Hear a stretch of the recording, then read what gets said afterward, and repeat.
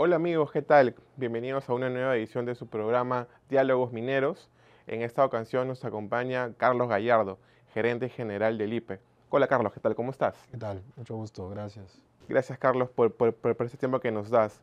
Carlos, quisiéramos comenzar esta entrevista preguntándote, ¿desde hace cuánto el Perú no logramos sacar provecho al alto precio, por ejemplo, del oro, la plata, el cobre, de los minerales? Mira, lo que tenemos en lo que va este siglo, ¿no? Estos últimos 20 años, es que a diferencia del primer superciclo de los precios que tuvimos hace algunos años ya, entre 2008 y 2013, donde vimos un gran cúmulo importante de inversiones mineras, ¿no es cierto?, acompañando ese mayor precio, ¿no? Eso no se ha replicado en el superciclo que estamos viviendo desde el 2021, ¿no?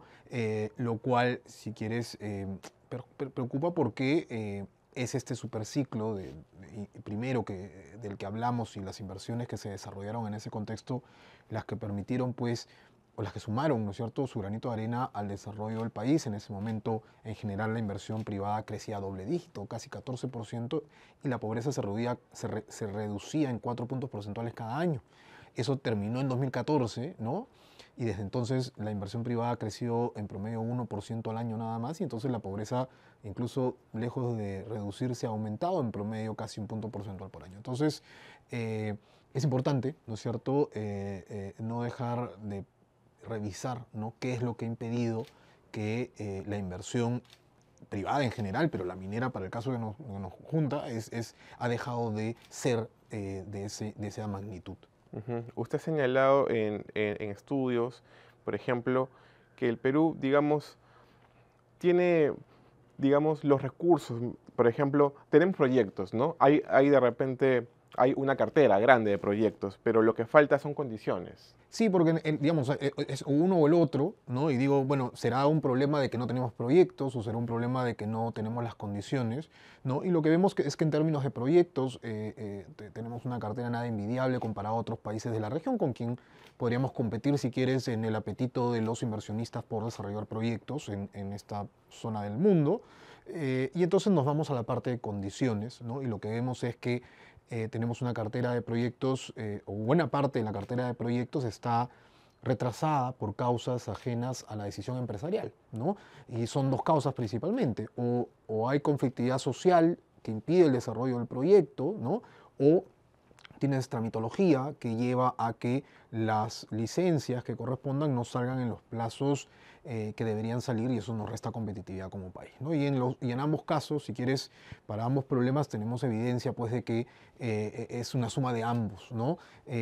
Y no es, digamos, decisiones o solo decisiones empresariales, pues porque si, bueno, si fuera solo eso, de entender que alguna inversión está decidiendo sobre una región del mundo, un continente versus otro, y el Perú ha sufrido, si quieres, no está en sus prioridades, bueno, eso es parte de lo que se podría entender, pero aquí estamos hablando de estos dos problemas que en conjunto llevan a este retraso.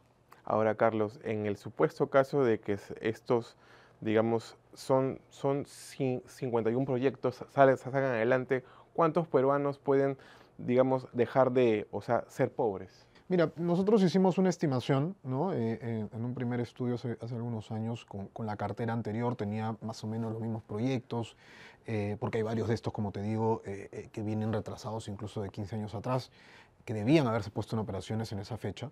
Entonces, lo que vimos es qué ocurriría, ¿no?, si es que pudiésemos sacar adelante estos proyectos, uno más prontos que otros, en la medida que llevan un nivel de avance, ¿no? Ya no están en exploración, sino ya están en factibilidad o en fase de operaciones, digamos, de desarrollo.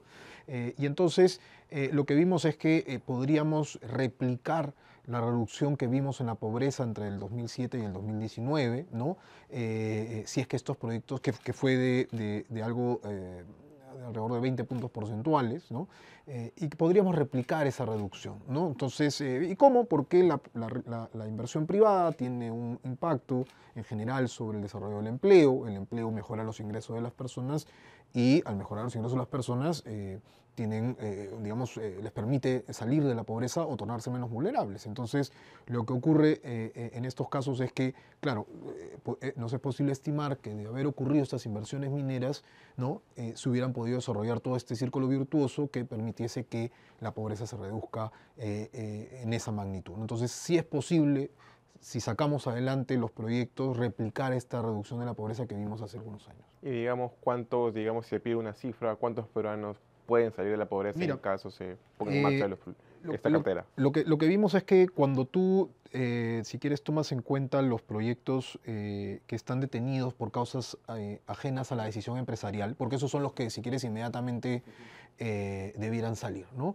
Y entonces tenemos 23 proyectos que están retrasados incluso como 15 años, ¿no? Ahí están los casos emblemáticos de Conga y Tía María que recién se acaba de reactivar, pero hay otros tantos, ¿no? Entonces, mineral que no se extrae, proyecto que no se inicia, inversión que no se realiza, empleo que no se genera, mineral que no se extrae, que se vende, que genera ventas, ¿no es cierto?, por el cual se pagan impuestos, ¿no? Y si no hay recaudación, tampoco hay si quieres, obras de infraestructura necesarias para el cierre de brechas. Y si no hay empleo, no hay mejora de ingresos y, por lo tanto, no hay una reducción de la pobreza. Cuando hicimos esta estimación de qué ocurriría si esos 23 proyectos hubiesen entrado en operación cuando les correspondía, ¿no? Lo que estimamos es que en términos de pobreza se hubiera podido tener 1.700.000 peruanos, personas menos en situación de pobreza hacia el 2019 previo a la pandemia. ¿No? O sea, es un poco como replicar qué hubiese ocurrido con los ingresos de las personas si hubiesen visto la luz estos proyectos y nos permite estimar, ¿no? Cuántos menos pobres hubiéramos tenido. De acuerdo, Carlos. Ahora, ¿cuáles son los proyectos más antiguos que usted justo nos estaba comentando en su momento? Conga, otros más que llevan un retraso de 10, Sí, 20 años. Tía María, está Michiquillay, ¿no? Hay proyectos, digamos, hay una lista de estos 23, unos más retrasados que otros, y lo preocupante también es que están retrasados y en buena parte de estos 23, por ejemplo, solo 8 tienen fecha de inicio, ¿no? Todo esto, digamos, a la luz de la cartera de julio del 23, porque hubo algunos ajustes para bien en la determinación de las fechas hacia la cartera de este año, pero digamos que la idea se mantiene, ¿no? Prevalece de que incluso estos proyectos que están retrasados no tienen una fecha todavía por delante, no determinada, ¿no? Entonces, y como te digo, por decisiones ajenas a la empresa, y cuando vemos si es pues conflictividad, ¿no? Vemos que todavía, a pesar de que ya hay menos conflictividad que hacia 2021-22, incluso el año pasado tuvimos cierres importantes de hasta 2 meses de operaciones mineras por invasiones, por bloqueo de carreteras. Si bien ha empezado a reducirse, todavía estamos a niveles superiores al 17-18, ¿no? Al 2017, y entonces hay todavía trabajo que hacer y hay un trabajo importante del Estado ahí para prevenir la conflictividad social. Para eso es importante el trabajo para el cierre de brechas que pueda hacer en términos de infraestructura, por ejemplo, en servicios. Y cuando vemos competitividad en términos de tramitología, ¿no? El Instituto Fraser saca su ranking cada año, hemos perdido competitividad de manera pues, escandalosa. Hoy tenemos el 70, casi el 70% de todas las otras plazas mineras está con mejores puntajes que nosotros, ¿no? Entonces, y eso es más del doble de lo que estaba hace algunos años. En 5 años hemos perdido una competitividad terrible en esto. Entonces, sin duda creo que el trabajo para poder ponerle fechas a estos proyectos no es importante. Y a veces no lo vemos tanto, ¿no? Y decimos, bueno, y si no sale tal proyecto, no saldrá, pues ya saldrá en algún momento. O sea, el problema es que las expectativas de los inversionistas sobre la viabilidad de los otros proyectos pierde ritmo, ¿no? Porque a ver, si el proyecto minero cumplió con todos los requisitos legales, de ambientales, todos los requisitos, ¿no? Para poder iniciar, pero no inicia porque no hay la capacidad del Estado de poder hacer, digamos, imperar las normas, ¿no es cierto? Entonces, ¿qué seguridad jurídica, política, económica tengo yo como inversionista de seguir impulsando los otros proyectos que tengo? Entonces, el hecho de que, por ejemplo, Tía María pueda no avanzar, ¿no es cierto?, y se ponga en riesgo, como ocurrió con Conga y con la misma Tía María hace algunos años, no solamente va a impactar en el desarrollo de ese proyecto, ¿no?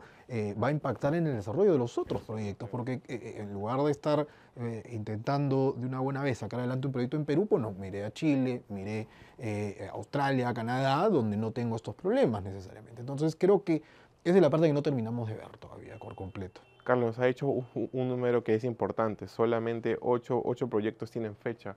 ¿Cuántos no entonces? Son más de 30. Bueno, en esta cartera ya que salió en marzo de este año, ¿no? El número de proyectos con fecha determinada subió a 14 o 16 y seguro que esta cartera nueva que salga en algunos meses nos puede traer novedades. Ahí ha habido trabajo importante del Ministerio de Energía y Minas, del Ministerio de Economía y del Ambiente, siquiera para que se respeten los plazos y se pueda avanzar y generar este entorno adecuado para que se reactiven, si quieren, los intereses de los inversionistas por avanzar con sus proyectos, ¿no? De que, digamos, el cumplir con los requisitos les lleve finalmente a que ya puedan ejecutar el proyecto digamos, se reduzcan esas expectativas de que pueda ocurrir que no se llegue a avanzar, ¿no? Te decía que el IPE viaja a bastantes regiones y el mensaje siempre es, o sea, no es minería como sea, ¿no? Y no es lo que se está pidiendo. Los ministerios están viendo que se cumplan los plazos que corresponden, no que se relaje ninguna norma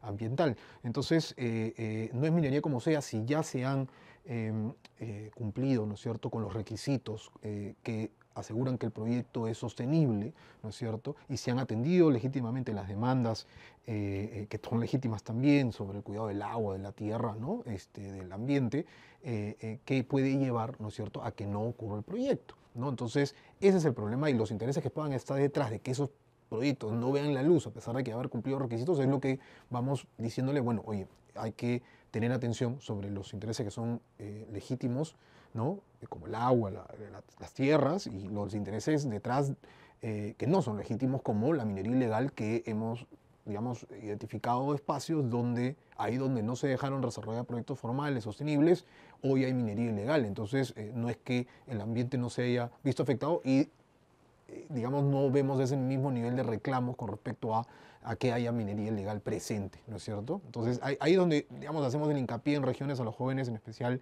sobre la atención que hay que tener a los intereses que están detrás de cada proyecto. Claro, Carlos.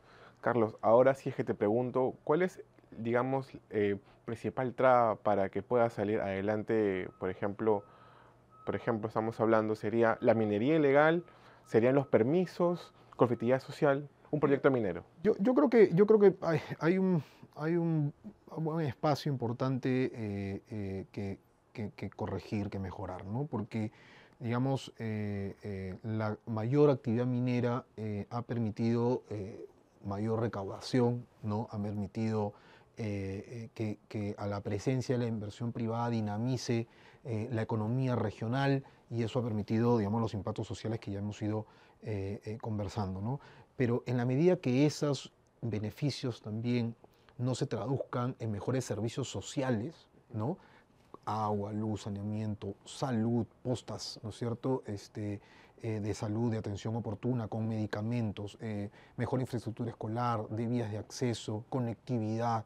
O sea, si no logra el ciudadano ver eso, esos servicios, va a ser siempre complicado que los proyectos se separen por la llamada esta licencia social, ¿no es cierto? Que es este término de no estoy contento con el proyecto y no me importa que ya haya cumplido la norma, yo no quiero que se desarrolle, ¿no? Entonces, esa es la parte donde el Estado tiene una deuda pendiente, ¿no es cierto? En cómo, digamos, permite o hace viable estos proyectos en la medida que pueda terminar de desarrollar la infraestructura de servicios que requiere la ciudadanía, ¿no? Entonces, ese si quieres donde veo más complicación porque al fin y al cabo, imagínate si el problema fuese nada más que se va a demorar Claro, los el permisos. trámite, pero que una vez que esté ya va a salir, ¿no? De repente sería un tema nada más de yo decir, bueno, a ver, en lugar de demorarme un año, me voy a demorar 3, pero va a salir. Pero si pueden pasar 3 años y no va a salir porque no, digamos, no hay una licencia social o no hay una aceptación Entonces, digamos que ya no hay ninguna certeza o muy poca certeza pues, para el que tiene que decidir si va a invertir o no, de si va a hacerlo, va a impulsar su proyecto o no, ¿no? Entonces, creo que esa es la parte donde veo mayor atención que se requiere de parte del Ejecutivo. De acuerdo. Digamos, esa es la, digamos, traba, digamos, más importante para sacar adelante los Sí, proyectos. sí. O sea, yo creo que es indudable los impactos que se ha tenido sobre la reducción de la pobreza y sobre el cierre de los distintos indicadores que te he ido comentando, pero, digamos, mucho de ese rol es parte o es tarea de la autoridad local, regional, la nacional, y está en deuda en ese trabajo, ¿no? Y no es, digamos, adecuado, ¿no es cierto? No es lo correcto, pues, digamos, tirarle la responsabilidad al privado de que él se encargue de atender estas demandas sociales, ¿no? Porque va a ser difícil, sin duda, pues, ver un proyecto minero extrayendo el mineral y haciendo circular camiones, mientras que en mi casa no tengo agua, no tengo luz, ¿no es cierto? Tengo niveles de inseguridad altísimos, ¿no?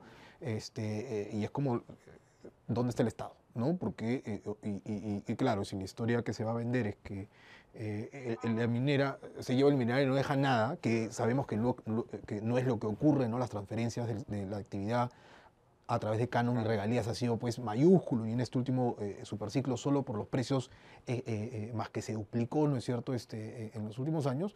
Entonces no es un tema de recursos que no se tengan a disposición para este cierre de brechas, es cómo se gestiona esos recursos desde los distintos niveles de gobierno subnacional. Ahora, has hablado de un punto importante que es la minería ilegal, ¿no? Yo creo que todo esto que estamos conversando, ¿no? Imaginemos que vamos a un escenario ideal, ¿no es cierto?, donde se empieza a ejecutar mejor, se cierran las brechas, se empiezan a cumplir los plazos, o sea, todo eso, digamos, se complica, ¿no es cierto?, a pesar de que logremos todo eso, si es que no enfrentamos de manera adecuada la minería ilegal, porque es una actividad con intereses evidentemente contrarios al desarrollo de un proyecto minero, ¿no es cierto?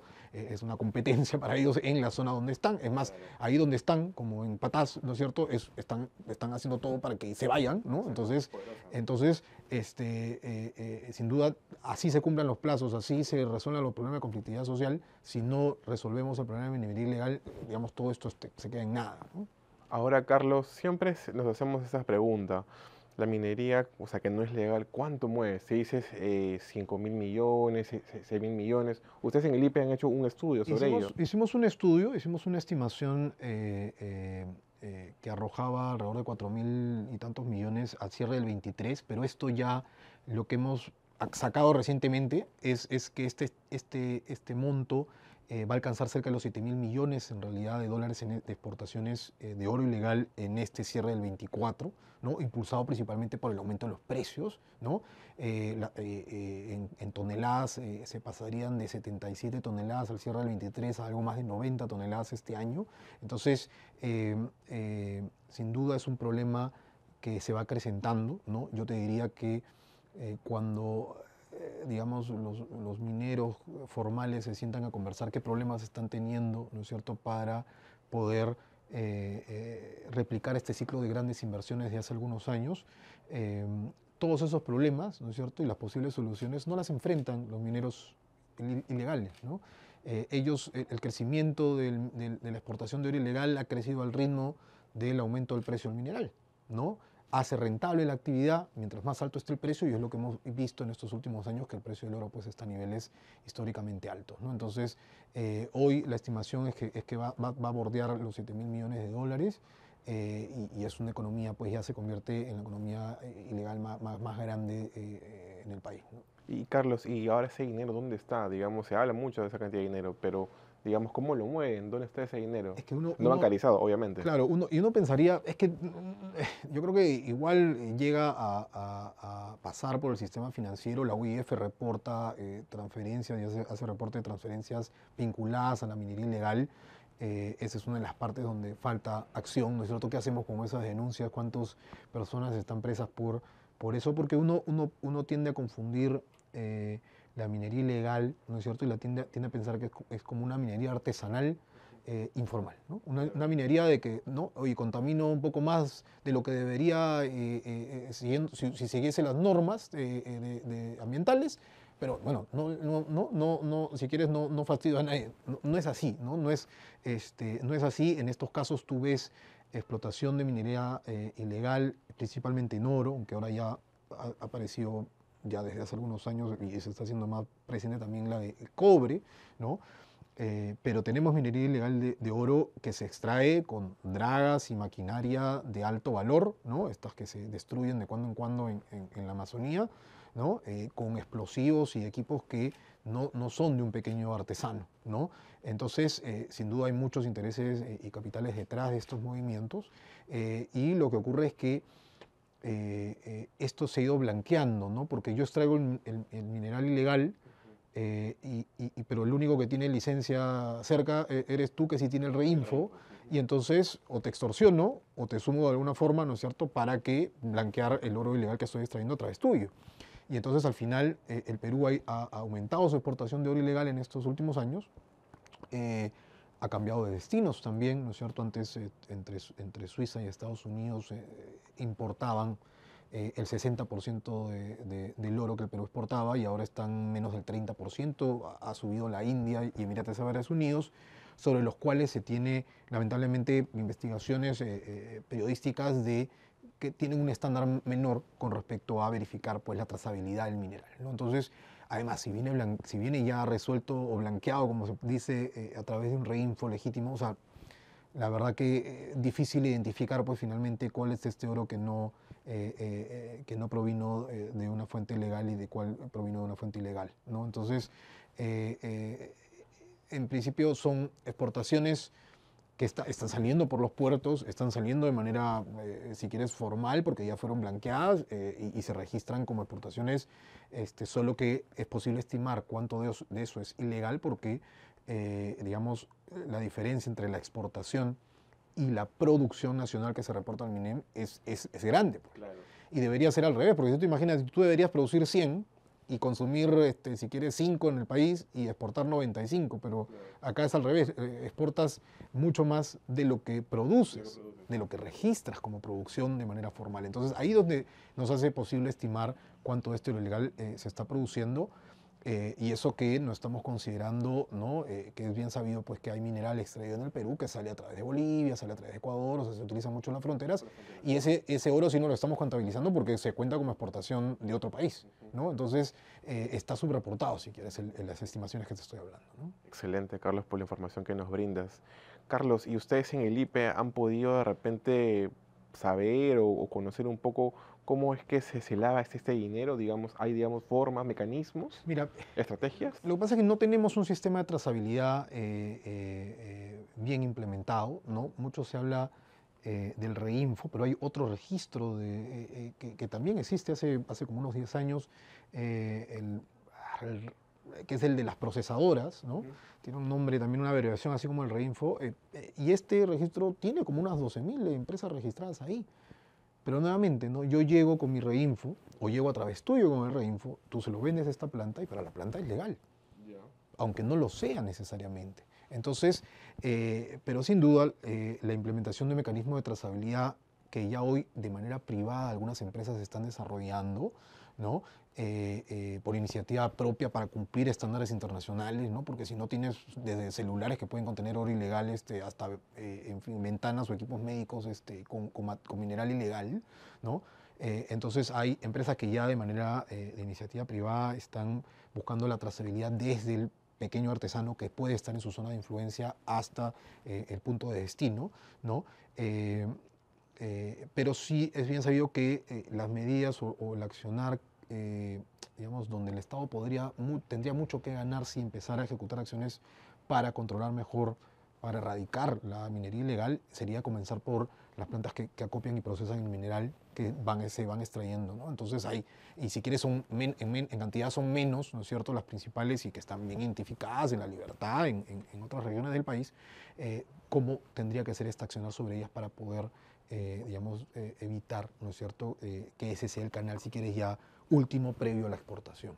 De acuerdo, Carlos. Ahora finalmente has hablado que este gobierno debe tomar de repente algunas medidas claves contra la minería En ilegal. este estudio el IPE presentó una estrategia integral, ¿no? Algo que no vemos conversando, porque hoy hablamos del reinfo y que no se renueve, que evidentemente no debería renovarse, pero sigue siendo como un punto un aspecto muy puntual en la discusión, ¿no? O sea, si no tienes una estrategia integral para combatir la minería ilegal, va a ser difícil que cambien las cosas. ¿En qué consiste esta estrategia integral? Las acciones de erradicación, ¿no? Que han disminuido grandemente en estos últimos años. El presupuesto mismo de todo el combate a la minería se ha reducido en más de 37%, alrededor del 37% en los últimos 5 años. O sea, encima estamos dedicando menos presupuesto a combatir esta actividad. Pero, digamos, las acciones de erradicación hay que hacerlas, pero no son suficientes. ¿Por qué? Porque tú tienes toda una economía moviéndose alrededor de esta actividad. Cuando haces acciones de erradicación, los mismos ciudadanos de la zona están en contra de estas acciones, y esto lo hemos visto en otros países de la región. ¿Por qué? ¿Por qué no estarlo? Si ellos mismos o familiares de ellos están dedicando a la actividad, o ellos o los que se dedican a la actividad son mis consumidores de mi pequeño restaurante, de mi pequeño hotel, de cualquier servicio que preste. Entonces, evidentemente afectan la única opción de alternativa económica que tengo para vivir, ¿no? Entonces, si yo no doy, digamos, si estas acciones de recaudación no vienen complementadas con un registro, con acompañamiento, sin ampliaciones, sin exclusión de la responsabilidad penal, ¿no? En caso se verifique que hay oro ilegal, que estás lavando oro, que no es lo que ocurre hoy, ¿no? Si no tienes un acompañamiento o un desarrollo de actividades que permitan que estas personas tengan una alternativa de ingreso económico, ¿no? Estas personas y las de su zona de influencia, va a ser difícil, ¿no? Te pongo un ejemplo, digamos, con los problemas que puede haber tenido de vida para el caso del narcotráfico, ¿no? Tiene un propósito. O sea, si yo, la única actividad posible para sobrevivir, para subsistir, es que la hoja de coca que produzco la comercialice a los narcotraficantes, ¿no? Si tú no me das una alternativa, ¿a qué me voy a dedicar? ¿De qué voy a subsistir? Entonces, una organización como de vida para la minería ilegal no existe, ¿no? No hay ninguna, no existe. Entonces, si quieres, nuevamente, la estrategia para enfrentar el problema, ¿no? Es muy aislada. Oye, no vamos contra el reinfo, no amplíen el reinfo, no hay que hacer más erradicación, no, hay que hacer todo, ¿no? Esa es la mala noticia, si quieres, de que hay que trabajar todo. Lo otro es que tenemos una organización muy débil, una articulación muy débil entre las distintas organizaciones del Estado encargadas de esto, ¿no? Tenemos un comité que está creado ahí, que suben y bajan la cantidad de los miembros, pero no están asignadas tareas específicas, con presupuesto específico, con seguimiento específico que asegure que se va a trabajar en una cosa así integrada. Y el mismo representante en PCM, si quieres, el alto comisionado contra la minería ilegal, son 2, 3 personas. Él mismo ha hablado de las limitaciones de personal y de recursos públicos que tiene para hacer su trabajo, ¿no? Entonces, por más bien intencionado que pueda estar, va a ser difícil, nadie lo podría hacer mejor, ¿no? Esas es un poco las limitaciones que veo. Entonces, esa articulación con tareas también es parte de la propuesta integral. Y 2 aspectos más, si quieres, lo de trazabilidad que ya hemos hablado, ¿no? Está también ahí, y la coordinación o multipaís, ¿no? ¿En qué sentido? El mundo se ha puesto de acuerdo hace rato, por ejemplo, ¿no? Lo último que estuvo en discusión es que ya no íbamos a poder vender nuestro café a Europa, ¿no? Por estas regulaciones de la Unión Europea. O sea, si tú vas a deforestar para sembrar, no te voy a comprar lo que sea que produzcas. Si tú vas a usar estos pesticidas, no me voy a poner de acuerdo, ¿no? Y existen normas internacionales y están todos de acuerdo, y hay un enforcement increíble. Lo mismo para el lavado de dinero en el sentido de las normas BEPS, para normas antielusivas, tributarias, que la OCDE se puso de acuerdo también y dijo, hoy nos ponemos de acuerdo para ir eliminando estos paraísos fiscales. Eso no existe para la minería, ¿no? O sea, no existe, digamos, los esfuerzos coordinados que busquen evitar que sea tan fácil como, bueno, pero si en Perú me mostraron un reinfo, yo ya compré el oro, ya llegó a cualquiera de estos países que son los principales importadores, Estados Unidos, Suiza, India, Emiratos Árabes, Canadá, ¿no? Y ya, por el solo hecho de que llegó ahí, yo debo presumir que está limpio, completamente, ¿no? Porque si fuese así, sería sencillo como que yo llego igual con mi café a la Unión Europea y dice, bueno, ahí está mi café, ¿no? Ya llegó hasta acá, es legal. Entonces, la misma figura debiera existir. Si tú no tienes esta capacidad de coordinación entre los países, va a ser difícil combatir la minería ilegal también, porque está en toda la frontera. Claro. En toda la frontera. En Colombia hablaban de cómo cuando llega la policía, es como decirte acá en el Titicaca, es como cuando llega la policía, imagínate, van en barquitos a Puno. Perdón, cruzan y están en Bolivia. Y regresan cuando se vaya la policía, ¿me entiendes? Entonces, si no hay esta posibilidad de coordinar entre los países para enfrentar este problema de manera coordinada, la verdad que va a ser bastante difícil. Lo hemos visto con el caso, hablando ahora de Bolivia, del mercurio. Perú prohibió la importación de mercurio. En 2013 las importaciones de mercurio en el país bajaron tremendamente, hasta cero, y a la vez tú ves cómo sube en Bolivia.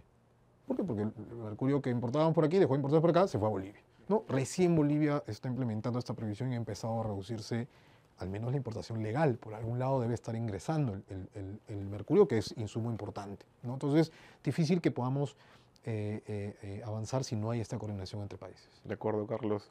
Ya para ir acabando la entrevista, Carlos, que ahorita en el Congreso hay un debate, porque el Reinfo vence a fin de año.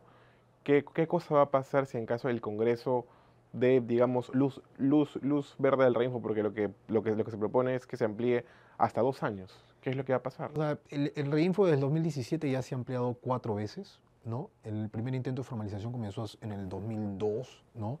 Y en distintas versiones, ¿no? El Reinfo es el último que conocemos, pero no por eso, digamos, ha cambiado, digamos, el fracaso que significa la creación de distintos registros que no han logrado la formalización y que no solo lo han logrado, sino que han traído dos principales problemas, ¿no? El primero es que para el minero artesanal con intenciones de formalizarse, de estar tranquilo, como quien vendes de manera ilegal y una vez que ya tienes tu RUC y tu cuenta bancaria y cumples con los requisitos de la licencia municipal, estás tranquilo, ¿no? Entonces, a ese minero artesanal esto es un desincentivo, ¿no es cierto? Porque digamos, el esfuerzo por formalizarse digamos, fue continuamente aplazado. Pero lo segundo, y que es peor, es que a ese que buscó su formalización, hoy es de los que están siendo extorsionados, ¿no? ¿Por qué? Porque, digamos, el minero ilegal que quiere blanquear los minerales ilegales que extrae, lo usa y lo extorsiona y lo amenaza para que lo blanquee. Entonces, no solamente no ha sido exitoso en registrarlo y formalizarlo, sino que encima de los pocos que lo hicieron, que es el 2% de los 90.000 registros que hay, ¿no? Los registrados de los 90.000 inscritos, ¿no? Están en esa condición, ¿no? Entonces, lo que va a ocurrir con esta ampliación es más de lo mismo, es un mensaje muy, digamos, blando, muy negativo en contra de la actividad formal, muy blando en contra de las actividades ilegales, ¿no?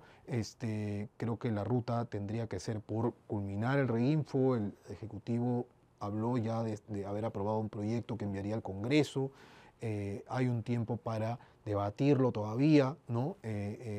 O en todo caso, pues, si quieres, no necesitas ampliar 2 años el registro actual como lo conocemos, ¿no? Creo que hay espacio para no dar ese mensaje y más bien decir, bueno, enfoquémonos en una nueva propuesta, ¿no? Y yo creo que la clave es que haya acompañamiento, ¿no? Y que no haya ¿cuál es el término legal? Pero es como que te exculpen de cualquier responsabilidad penal por el solo hecho de tener el documento, que te eximan, ¿no? Entonces, digamos que no puede ser una carta blanca digamos, a tus operaciones y no puede carecer también de una supervisión. Como esto está descentralizado, se dio un trabajo para que lo hagan los gobiernos regionales y es complicado, ¿no? Es complicado porque tranquilamente, bueno, y si me pongo duro en la fiscalización y mañana me amenazan y digamos, la posibilidad de defenderme o protegerme de esta actividad es más difícil, ¿no? Entonces, sin duda, al haberlo centralizado hay este tipo de riesgos. Ya sea que se pueda centralizar, que en algún momento estuvo la discusión, ¿no? Para posteriormente, cuando se fortalezcan las capacidades, se pueda volver a descentralizar, ¿no?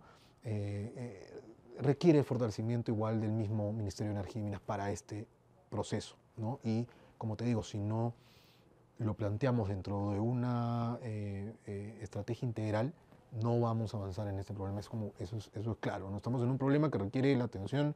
La propuesta del IPE aborda seis ejes. O sea, la noticia, como decías, que necesitamos avanzar en los 6 a la vez. No es como un problema muy incipiente que tú tengas que puedes ir haciendo una o dos cosas. Hay que hacer varias a la vez. Y Carlos, finalmente, ahora sí, la última pregunta. El MINEM está sacando adelante una, digamos, nueva ley MAPE. ¿Ustedes como IPE les han dado algunas ideas, propuestas? ¿Han tenido con ellos diálogos, No hemos tenido conversaciones? una reunión directa con el MINEM. Tenemos sí varios espacios de comunicación para poder transmitir este tipo de ideas. Creo que, digamos, no es, o sea, no se puede negar que existen mineros artesanales ni pequeña artesanía, minera actividad minera artesanal, ¿no? Y esto es algo que hay que, digamos, acompañar y fiscalizar como corresponde, pero sin marcar, ¿no es cierto?, distancia de la actividad ilegal, que nuevamente no es la actividad que a veces pensamos, no son pequeños mineros extrayendo, no, son mineros cuya actividad la hacen apoyándose en equipos y maquinarias de alto calibre, ¿no? Entonces, cualquier nueva norma MAPE debe tomar eso en consideración. Digamos, hay distintas iniciativas privadas o de la cooperación multilateral en esa línea, ¿no? Muchas gracias, Carlos, por la entrevista. Le doy un último minuto para que se dirija al público del instituto. Sí, mira, creo que tenemos una oportunidad muy grande de poder, digamos, replicar esta reducción de la pobreza. A veces se piensa que la minería no es una actividad que genere grandes cantidades de empleo, lo cual sí hace de manera directa, pero más que todo indirecta, por cómo dinamiza otras actividades como construcción, transporte, hospedajes, alimentación, ¿no? Entonces, hay una dinamización en la economía, lo hemos visto en regiones como Apurímac, que ha crecido bastante en los últimos tiempos, y más atrás con Arequipa y Ancash como ejemplos, ¿no? Entonces, apoyemos la minería formal, sostenible, y combatamos, digamos, los intereses que van detrás de fomentar la minería ilegal que tanto daño está haciendo a las personas. Bien, Carlos, gracias por el tiempo que nos has dado. Gracias a ustedes. Conmigo será hasta la próxima. Gracias.